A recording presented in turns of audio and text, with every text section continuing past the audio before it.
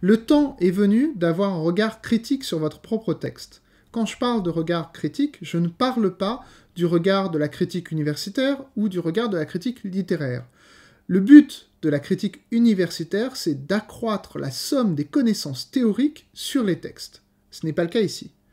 Le but de la critique littéraire, c'est soit de prescrire les lectures de textes, soit de prescrire la manière de rentrer dans les textes, de manière à ce que l'expérience de lecture soit la plus intéressante ou la plus féconde possible. Non, quand je parle de critique, ici, je parle du regard critique que vous devez porter en tant qu'artisan de votre propre texte sur votre texte. Vous devez avoir cette conscience critique que vous avez endormie pendant quelques semaines pour pouvoir improviser, et maintenant, il faut réactiver cette conscience critique pour être capable de modifier votre texte et l'amener à son plein déploiement. En fait, il faut déterminer si votre texte fonctionne. Je parle de fonctionner non pas au sens de est-ce qu'il fonctionnerait commercialement, mais au sens où est-ce qu'il fonctionne esthétiquement. Voyez votre texte comme un objet industriel, comme un objet d'artisanat, c'est-à-dire comme un objet réel qui offre une résistance. Votre texte n'est pas un objet abstrait, c'est un objet qui a des propriétés, des caractéristiques qui peuvent être présentées aux autres, comme on peut présenter un objet artisanal aux autres. Concrètement, il faut donc être capable d'avoir un regard critique sur son texte. Il y a plusieurs façons d'obtenir ce regard critique. Tout d'abord, vous pouvez par exemple laisser passer quelques semaines entre le moment de création et le moment où vous faites le travail critique sur votre texte. Souvent, il y a un effet mécanique du temps que vous avez laissé passer qui fait que votre mémoire va sélectionner ce qui est important dans votre texte et le séparer de ce qui est secondaire. Donc c'est une première manière de reprendre un premier jet, laisser passer du temps. Une autre manière de reprendre un premier jet, c'est d'alterner quotidiennement les moments créatifs et les moments critiques. Je connais ainsi des écrivains qui, le matin, créent et l'après-midi reprennent ce qu'ils ont fait.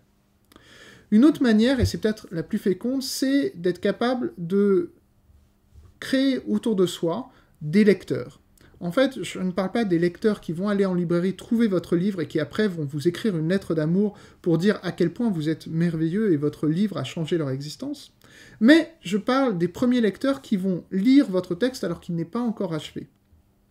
Souvent, ces premiers lecteurs ne vont pas être vos proches, puisqu'en fait, vos proches ne s'adressent pas à un texte, et souvenez-vous que je parlais de la matérialité du texte, du fait qu'il faut faire des critiques factuelles d'un texte, vos proches vont s'adresser à vous. C'est-à-dire qu'ils vont dire quelque chose pour vous, parce qu'ils vous connaissent et veulent généralement votre bonheur. Ils vont vous dire « c'est très bien, continue ». Mais en fait, leur jugement est rarement un jugement factuel sur l'objet.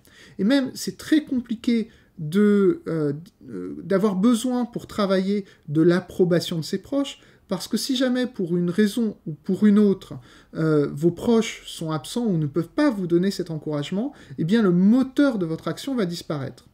Donc même s'il est très agréable au début de son roman de dire « Je remercie mon papa, ma maman, ma sœur et mon chien Skippy pour m'avoir soutenu dans l'écriture de ce roman », eh bien il faut développer une certaine autonomie et être capable d'écrire sans avoir ce type de moteur.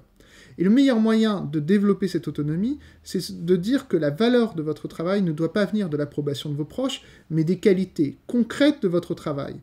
Cela dit, le regard extérieur est important, mais n'est donc pas un regard de vos proches, mais un regard d'un cercle de premiers lecteurs qui sont des gens qui ne sont pas dans un commerce avec votre personne, mais un commerce avec votre travail. Ces premiers lecteurs, dans toute l'histoire de la littérature, chaque écrivain a eu à cœur de se les créer, de créer un cercle d'écrivains autour d'eux. C'est pour ça que souvent il y avait des écoles ou des clubs d'écrivains, puisqu'ils se donnaient à lire les uns les autres les brouillons de leurs œuvres qu'ils étaient en train de rédiger.